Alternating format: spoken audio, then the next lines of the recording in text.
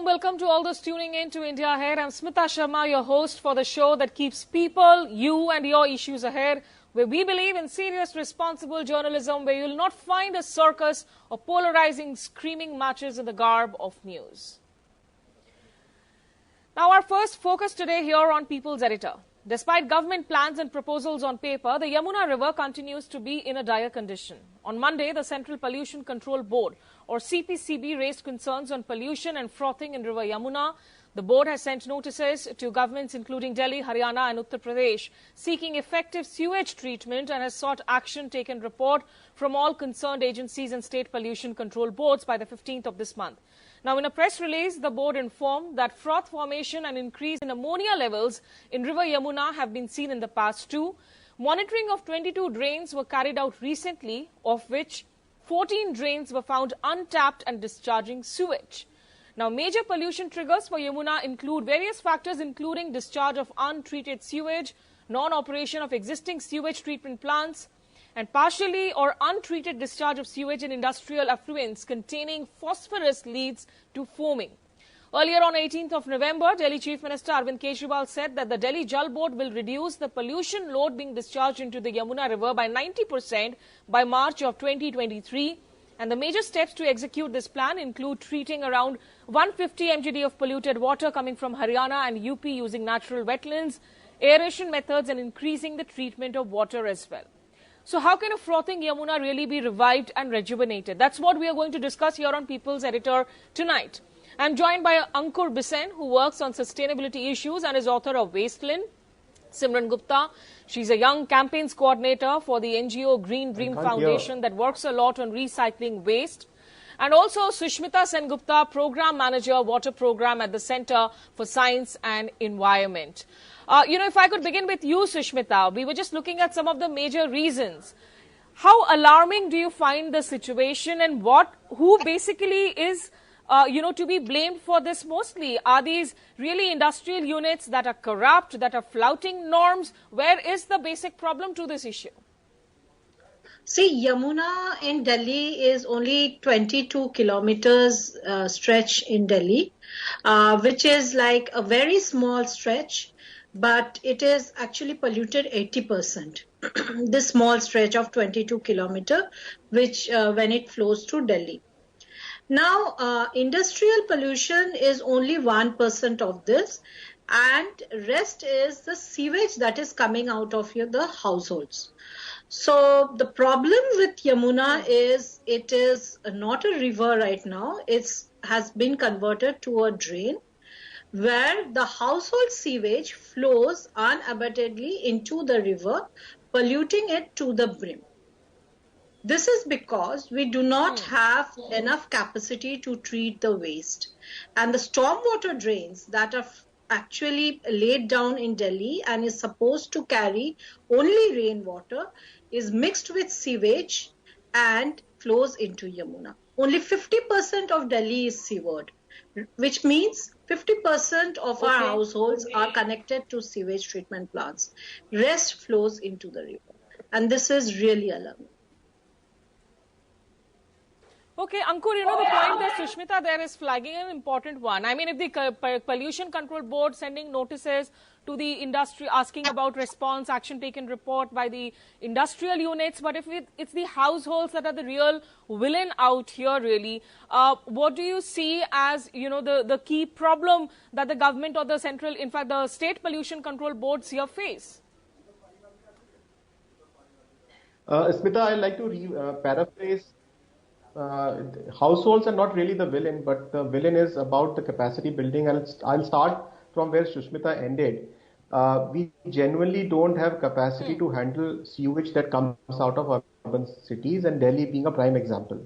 If 50% of the households are not connected to sewage, it goes into the river, and Yamuna being the most obvious solution. Now, therefore, obvious solutions are STPs, sewage treatment plants. We have found that the STPs have been put in place, but 14 were not found to be working as per the desired norms. And that brings me to the second question, a second aspect to the problem, which is the operational framework that runs these STPs. There are two parts to operational framework. One is capital investment, and second is recurring expenses and monitoring, or let's say what you call an operating plan to sort of run these STPs. STPs require regular maintenance, regular upkeeps. How do you fund them? How do you sort of run them? These are run as departments with antiquated policies and frameworks, and they suffer from continuity, uptimes, and they are almost more often than not suffering from operational maintenance. So even if we put STPs in place for argument's sake, and we put capital to run these, to develop these STPs, we don't have an operational mechanism. We have it, but it's not implemented. And the first aspect is we don't have STPs in adequate number to check all the sewage that goes into the drain, which is now Yamuna, because Delhi today represents such a large sort of a mega metro, as you may call it, and just imagine 50% of the mega metro throws its sewage in the water untreated. So these are roll up the sleeves kind of actions that need to be taken by the government, and there needs to be citizen activism around these things.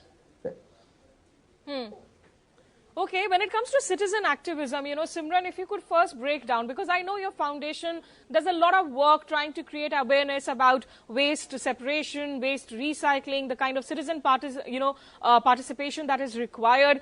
When you talk about this kind of river frothing, contamination, explain to our viewers what are the kind of health hazards that maybe the citizens are really looking at. So I would like to start by first saying that sick Yamuna is equal to sick Delhi.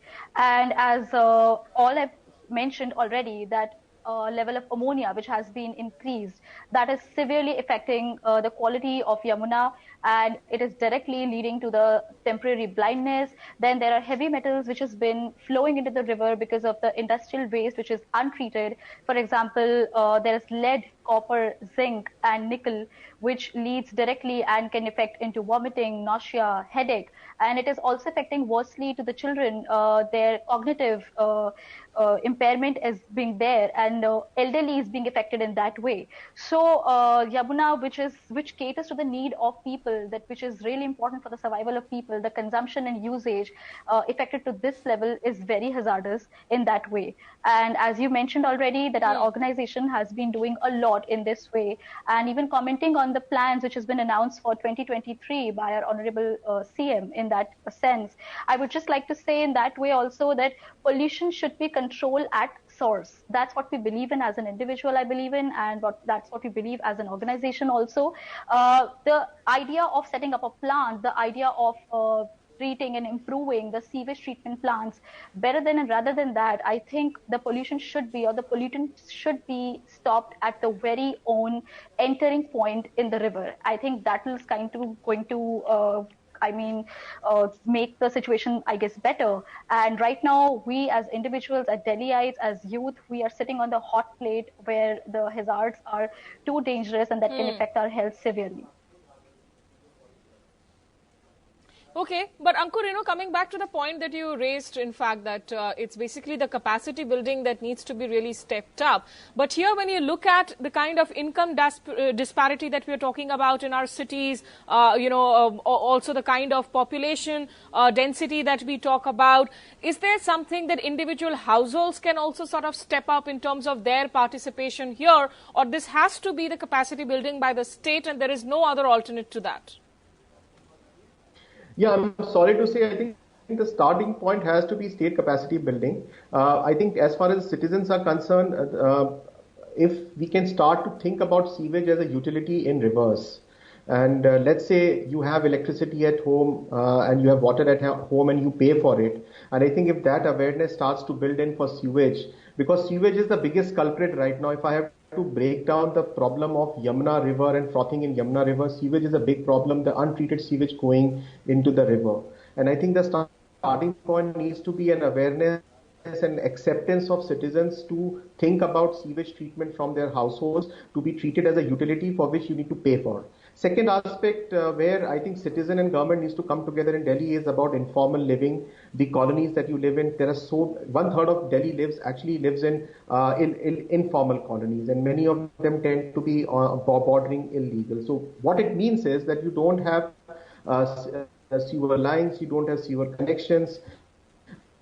They all fail on these aspects, and untreated sewage therefore goes into the river. So how do you address the issue of sewage and sewage treatment in informal living, which is 1/3 of the Delhi? Around this, citizen charter needs to be developed. But beyond that, I think to solve this industrial scale problem, capacity building needs to be at the heart of the issue of the government, and that needs to start with pricing, and that needs to start with how do you run these. They cannot be run as departments. They need to be run as industrial assets where you need to sort of have a scientific temperament to run these assets with a plan to invest as capital, with a plan to sort of fund these through operational frameworks. 14 out of 22 STPs are not working, and I'm sure the affidavits that will be filed later on will be for some reason that some parts were not available or they were downtime, and all kinds of problems will be detailed out in the affidavit for sure. Now, if this needs to be stopped, it needs to be. We need to think about how this operational plan and this capacity building plan needs to be addressed, and I think that needs to be the starting point for this debate. Okay, but Sushmita, what is being raised here is an important point. At the end of the day, if there is such huge operational implementation gap that you're looking at, does the Pollution Control Board require more teeth to address the issue? How do you make the concerned agencies more accountable? Is there some state which you think is doing a better job than the others perhaps when it comes to some major river cleaning? See, if you talk about the river cleaning and if you see the recent report of CPCB on rivers, it shows that equally all the states are polluting the river and the causes are almost the same. So starting with like what are the solutions for this, I would not only talk about CPCB, it starts with a common person also. Because when we talk about sewage, sewage cannot be handled alone. Water and sewage, they occur in a closed loop. So if you start with saving your water, like if you actually use 100 liters of water, by default, you are producing 80% of the sewage. So if you are thinking about saving the water and then actually treating it in a decentralized manner, means I agree with what Ms. Gupta has said. If you actually talk about the treatment of the sewage on site using decentralized mechanism, because STPs, if you talk about STPs are also not running with full capacity. Let me tell you, it's only working at 60% capacity. So it should be supplemented with some decentralized technologies. And CPCB, talking about CPCB, there are all laws there. We do not have any dearth of law in the country, but only thing there should be more tooth to it, more strong implementation should be there. And when we talk about STPs, we should also make it very clear that the STPs are not running at full capacity. Even if a new STP is created, it's not connected to the household, because giving land to STP is another issue. So if you are thinking about treating this sewage, we have to have a decentralized solution to it. We should have a centralized technology supplemented with a decentralized technology. This will solve the problem. If you treat fair enough, Sushmita. And I think like all other things in India also, most of the things actually boil down to having a political will to want to actually move ahead on these issues. Finally, one question to you, in fact, if I could ask you, Simran, that when it comes to the water contamination, and as in fact Sushmita pointed out, that it's a common problem that we are seeing across major metropolitan cities today, does it really also pose a direct hazard in terms of the drinking water contamination issues that we are talking about? Definitely it will, because Yamuna as a river, this is the single most river, as we Delhiites are, kind of dependent upon it for the water consumption. And consuming such water and usage of such water is going to affect us severely.